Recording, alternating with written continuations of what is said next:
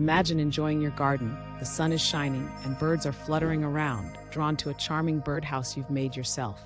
Building a birdhouse not only attracts birds, but also offers them much-needed shelter.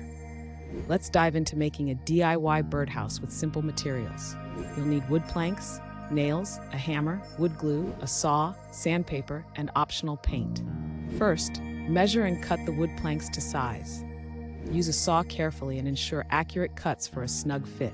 Next, assemble the birdhouse by constructing the base, walls, and roof using nails and wood glue.